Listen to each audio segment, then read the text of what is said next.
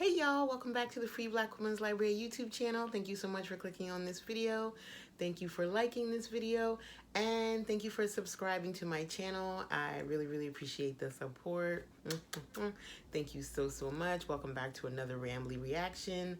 Today I'm talking about episode 8 of season 1 of the new series that is currently streaming on Starz Network. It is called Run the World, and it is about 4 black women in their 30s living in Harlem, focused on world domination, living their best lives, right?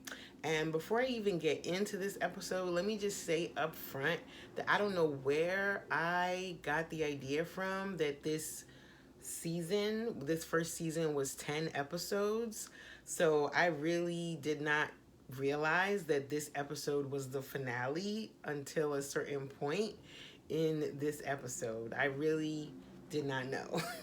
I guess I made that up in my mind, or maybe I was confusing it with another show, but either way, I thought this was a 10 episode series, but it is an 8 episode series. So this episode that aired this past Sunday was the last of the series, and if the show doesn't get picked up for a season 2, this is basically how the story ends. Felt a little bit anticlimactic to me. There were some resolutions and there was kind of a cliffhanger, which is kind of the formula for finales, resolutions with 1 or 2 cliffhangers. So it did fulfill, it did do what needed to be done in terms of a finale, but it wasn't as big bang-ish. I hate that show, FYI. But I'm just using that term as I would think a finale would be. I don't know what it is I was looking for, but I think I thought something more dramatic would take place, and there was a little bit of drama. Either way, I've talked enough. Let's get into it. So the name of this episode was called Almost Lady Almost, and it starts out, we have our girls, Ella, Sondi, and Renee in a yellow cab with Hope.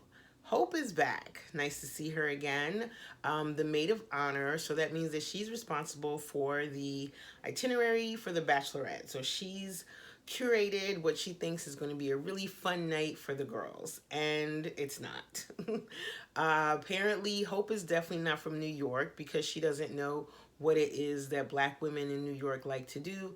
So she went to Google and asked Google. Now, let me tell y'all out there, if you're not from New York City, don't Google things to do in New York City, because you'll end up in a bunch of tourist traps, in a bunch of money grabs, in a bunch of situations that are very basic and very boring and not really authentic New York, okay? So find some friends in New York and ask them where to go. Don't ask Google.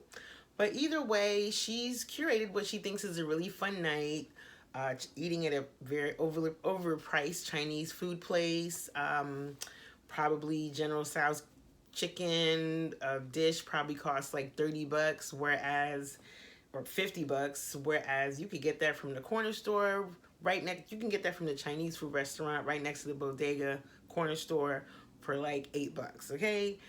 Lunch special comes with a spring roll and a soda, all right? So don't go to an overpriced restaurant unless the food is like A1 bomb. But either way, that was my first ramble. I'm gonna try to limit my rambles to 20 seconds. But so they're in a cab, and Hope is like handing out cards because she's also got a scavenger hunt planned for the girls. She booked some club for them to go to, bottle service at the club through some website. Don't trust any website that ends in .net. That's my second suggestion for y'all out there. If anything is a .net, just keep on scrolling. It's a scam, all right? So she got some deal, and it's like, oh, wait a minute, this is a bachelorette party. Where's the bachelorette? Oh, it turns out that she is still at Sondi's apartment where we left her last week, and Ola has arrived, looking handsome as ever. That actor is fine, okay? My namesake. So he comes in and he's like, why are we here? What's going on? Like, we're moving a dead body, and she's just kind of like chuckling. The guilt is like hunkering her shoulders down. Like, she can't even think straight, right? She looks a hot mess in the face. She's giving him the crazy eyes. And he's like, why are we here? I thought Sondi moved in with Matthew. She says she did, but she kept her place. And he says, oh man, I hate being the house husband that has secrets about your friends, the men in your friends' lives. Like, that puts him in an awkward situation. And I'm just like, boo, if you think that's a secret, sit down, because you're about to get some real tea, okay? That's nothing compared to the story you're about to hear. So there's something that happens in this episode which I thought was kind of interesting, in that there's this jumping back and forth between what's happening at the bachelorette and what's happening with Whitney and Ola at Sondi's place, right? So there's Sondi's place and there's the bachelorette, and it's going back and forth. And the transition at certain points felt really, really good. And then at other points it felt kind of jarring, but that's pretty much how the show goes throughout for this chapter.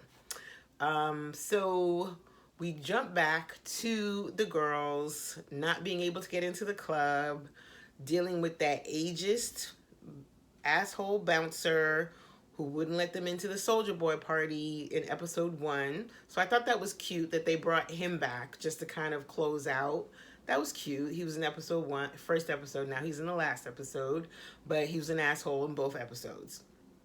So they don't get into the club, and Renee's like, we're leaving. I'm already stressed. I already feel crazy. I don't have a job. I don't know where my next money's coming from.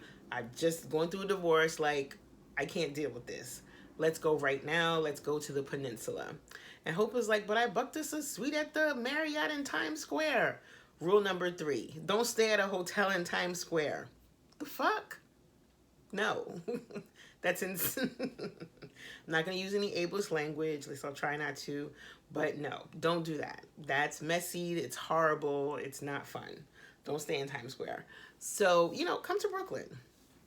Come to Bushwick. Come to Bed-Stuy. Come to Williamsburg. Times Square? Come on now. So either way, they all get in a cab, and they're going to go get their stuff, and then they're going to go to the peninsula. Get their stuff from Times Square, go to the peninsula to have the bachelorette there. So as they get into a cab, this big black tour bus rolls up, and as the cab pulls away, the tour bus comes through, and on the side of the tour bus is the big title card, Run the World, right? And it's our girls, Sondi, Ella, Renee, Whitney. And this is the moment that I realized that this was the finale. In that moment, when the bus rolled by. I was like, this must be the finale, because this is the first time that we've seen the girls in the title card. Usually it's a vintage photograph of 4 black women, hyper tinted to match the text. But in this case, it was huge, and it was the actual actresses. So I was like, oh, it's the finale. And I keep saying it because I feel so silly not knowing that that's what it was. But either way, that pulls off. And then the back and forth continues between the girls and between Ola and Whitney. And I really appreciated the moments between Ola and Whitney. I feel like they captured some really beautiful tension, some really intense anger, emotion, frustration, guilt, shame, confusion, all of that. The actor that plays Ola was excellent. Of course, it wouldn't be a Rambly reaction video if I didn't have a loud ass car roll by at least once during taping. I will let y'all know that this is actually my 10th time trying to do this video. Oh my God, this is so annoying. Can y'all hear me? Because I'm going to keep going. I'm not going to stop. Hopefully they'll drive by. Maybe they're at a red light. Okay, they're gone. Thank God.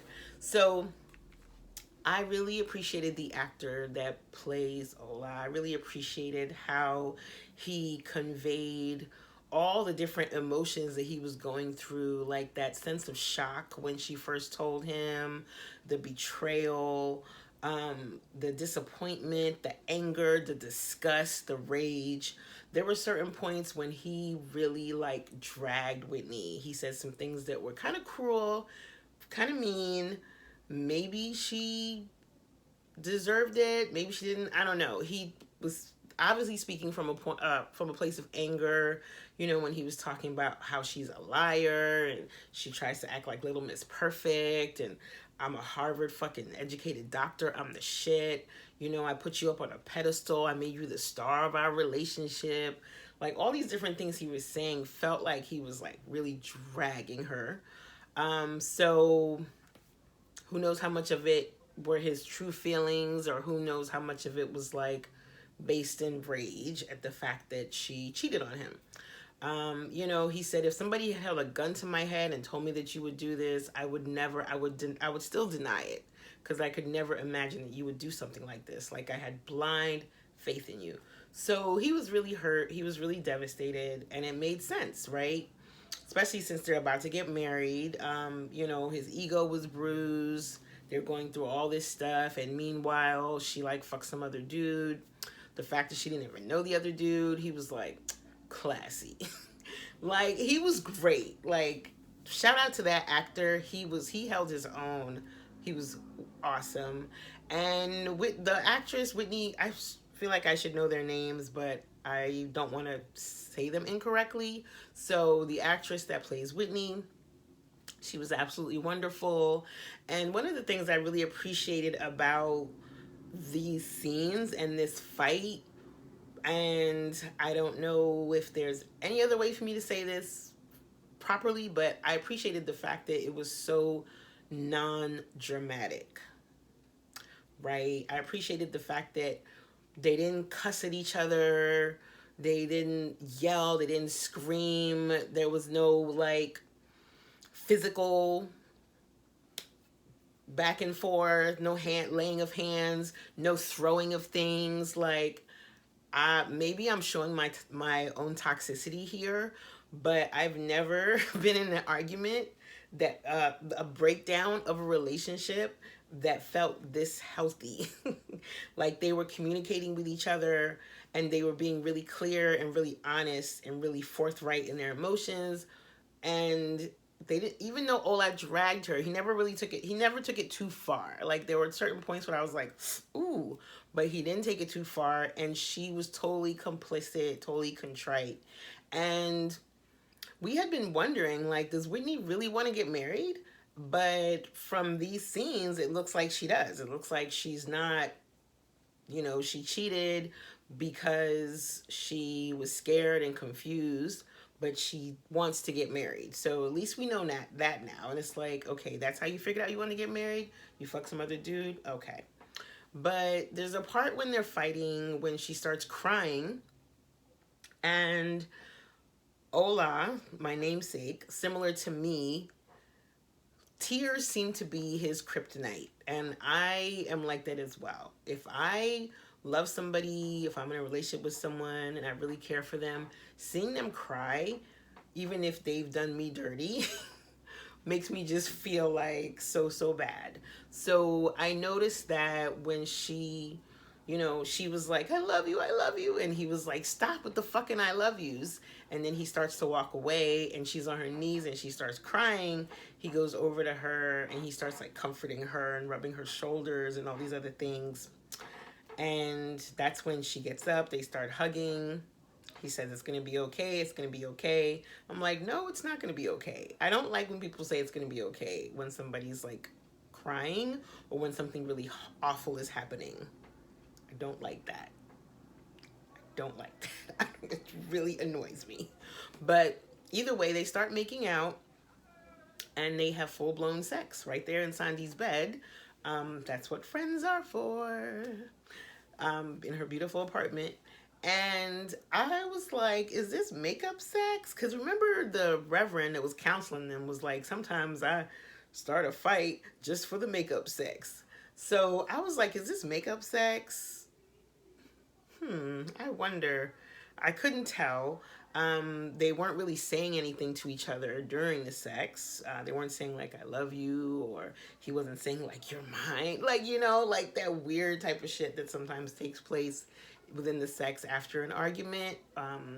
That the weird stuff. I'm showing my toxicity way too much in this video, but either way, they have sex and she's in the bathroom. She texts Sondi, and when she comes out, Ola is fully dressed and is putting on his coat. So she's looking kind of shocked, like, where are you going? And he's like, I need to go think. Like, you've basically blown up our lives. I'm not going to decide what I'm going to do for my future in just a couple of hours. I need to think. I need to process what's happened. And she was like, well, if we're going to cancel, we need to let people know. And he was like, just... So he left. And she's just like there looking shocked. And I don't know what she expected, but she looked very surprised. And I don't blame him. Although the sex part was weird, and I'm still not sure how I feel about the fact that they had sex, but the fact that they had that argument and they talked it out felt good to me, and it felt not normal. It felt like real. It felt real to me. And I think that they could move past this. I mean, there's infidelity that happens within couples all the time. You definitely don't want it to happen right before you say I do. But infidelities take place and couples can move on and couples forgive each other. I personally don't even believe in monogamy, okay? So I think they're going to work it out. And I imagine that if there's a season 2, I imagine that this sex that they had on this day is what gets Sondi pregnant. That's my guess. And I can see her as a new mom trying to juggle being a new mom and being like corporate. It's kind of similar to how Miranda was in Sex and the City. I promised myself I would not do a Sex and the City reference the next time I talked about this show, and I did, but I won't give another one. Refuse. So, anywho, moving on to The Bachelorette, we have a couple of fun things happening at The Bachelorette, really cute. First of all, really loved their loungewear, their pajamas, their robes. They're just like, this is what we wear when we're like at the hotel, drinking wine, eating edibles, smoking blunts, eating french fries and burgers, and just talking shit with our girls. They all look so cute. Renee's kind of two-piece pajama set, the white with the black. Ella's kind of like Asian style thing, and Hope, like all of them, Hope, Sondi, they all look super gorgeous, and they're having a good time, right? They're drunk. Renee's commiserating over the fact that she quit her job and she doesn't have a job. She's talking to Ella, she's talking to Hope about it, and she did what I kind of predicted she would do, is move to start her own firm, right? And make a pitch to L'Oreal herself. Like, she came up with that, it goes with you, or whatever line she came up with. And the thing I was thinking about when I was watching this is, because I don't know anything about the corporate world, is since she came up with that pitch, does that mean that pitch belongs to her? Like, it's her idea. So even though she shared it with the company she worked for before, they can't claim it and use it when they pitch L'Oreal, right? That's what I think anyway. So I hope that idea belongs to her. And she got some, she didn't get an absolute yes from Mia, which makes sense. She got a like, you go girl, good for you for stepping out on your own, and we'll see what we can do. So, Renee's doing her thing as far as predictions for her for season 2.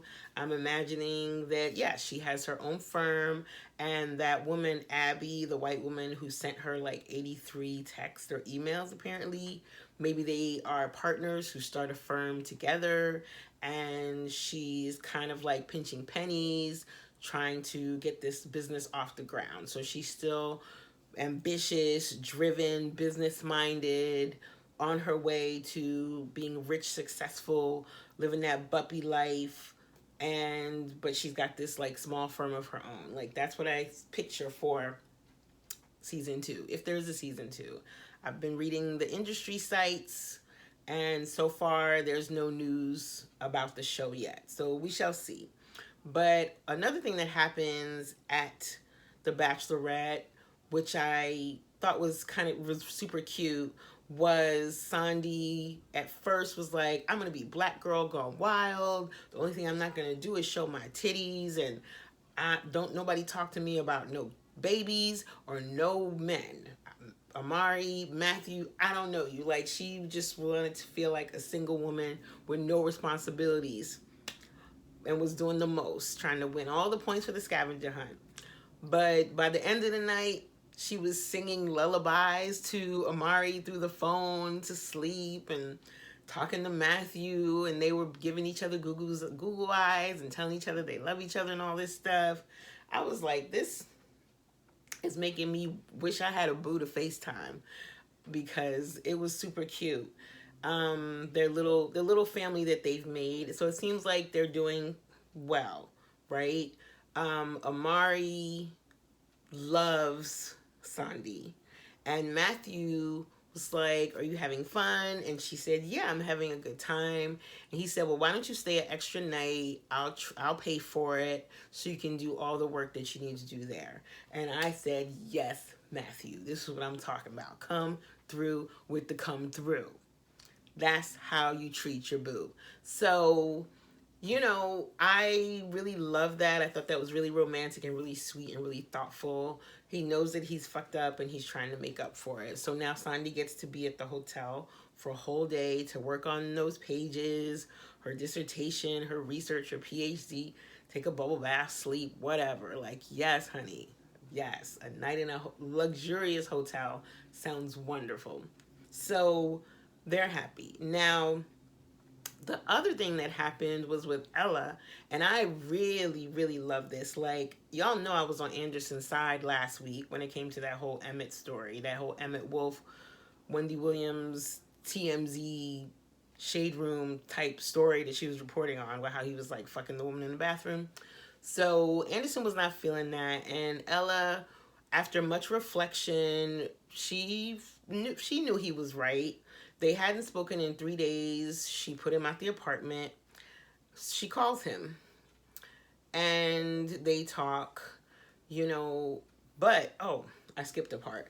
Before she called him, he sent her an email link, and the link was to her old blog, What the L. And it said in the email, you know, just want to remind you about the writer I fell in love with. And that could be taken different ways, right? But the way I took it was like, listen, your work, your writing, your blog was thoughtful, interesting, provocative, deep. You know, it talked about the complex nature of Black womanhood and dating and all type of things, like different things that were deep and interesting. And now you're talking about some guy fucking his assistant in the bathroom. Like, come on, baby. You can do better than that. There's more in you than that. Like, I see so much more for you. I feel like you're dumbing down who you are. And then she calls him. Then she goes to meet him in the lobby. She lies to the girls because they don't like him. So I understood why she lied, even though I wish she didn't have to. She lies to the girls and says she's going to get chips and get me some lemon heads. And then she meets Anderson in the lobby, and they have a really great talk. And they make up, and Anderson says something about how, you know, you got to start to take some risks and like really bet on yourself. And I was like, well, everyone says that you should jump, but no one says, you know, what happens like when you fall. And he says, well, sometimes you might fly. And it was really corny, and it was really cliche. And Ella has jumped and fallen. So it was kind of like, I don't know if she's going to fall for that, but she fell for it. Because I was like, Ella took a huge leap by writing that first book, and it was a complete mess. It was a bomb. Like, she's almost, like, her career just went bloop after the book came out. So she's taking another leap, right? So it's more like if at first you don't succeed, try again. She already jumped, Anderson. She jumped. But either way, he's like, more importantly, I'm tired of this like will they or won't they thing we got going on. I love you. I want us to be a couple. She agrees. So Ella and Anderson are back together. Um, and I still don't know why they call him Satan, but I know him leaving for 2 years was one thing, but it seems like he's not such a bad guy. I mean, he's doing what he's supposed to in the relationship, right? So Ella and Anderson are back together. She comes back upstairs and she lets the girls know I was with Anderson and we're back to being a couple now. Sondi says, if you're happy, I'm happy. And we get a little bit of flavor from Hope, right? Hope was at first kind of like this flat, kind of silly, goofy, non-New York black woman character, but turns out she's got some sass with her and she's got her own ideas, right? She talks about how she wants to know Anderson's stats because Ella's like, he's her man now. And it turns out Anderson is a Morehouse grad. He went to Yale Law and he's a nonprofit lawyer, or he works in nonprofit. Now, once again, just like I didn't know this was the finale, I did not know that Anderson worked in nonprofit. For some reason, I thought he was a chef, which him being away for 2 years as working in nonprofit actually makes more sense. So I don't know where I got the chef thing from, but either way, and those are the stats. And Hope says, well, you don't want to be the BBBJ, the bitch before Juanita, which is like, you want to make sure that you're not with somebody who is about to blow up and then you end up like leaving them or breaking up with them over something silly, and then the next woman gets them when they're like primed and ready to be amazing, and they become amazing and you're like right alongside there with them. So there are some aspects of this that make sense, of course, because I've definitely invested a lot of my emotional energy and labor into like building up a partner and then ended up not being with that partner. And let me stop talking about that. So either way, Anderson has good stats and they're back together. So fine. And Hope gets a little bit of shine. Also, here we go with the noise. But I'm almost done. So we end the episode with Whitney showing up at the hotel, looking teary-eyed and sad. I don't think this wedding is gonna happen. She lays on the bed, she's crying, and they all cuddle around her. And it's like, it's gonna be okay, it's okay, it's gonna be okay. And it's like, no, it's not. So next scene, all the girls are asleep and kind of cuddle on the bed, which is super cute. And Ella's wide awake. She gets up, she goes and grabs her laptop, she opens it up, and she starts writing chapter 1. So Ella's writing a new book. So let's say that we do get a season 2. Season 2 would start with the publication of her new book. I wonder what it would be about. Maybe dating and relationships? Either way, that's how the series ends. That's how the episode ends. That's how the series ends. For now, we shall see if there's more.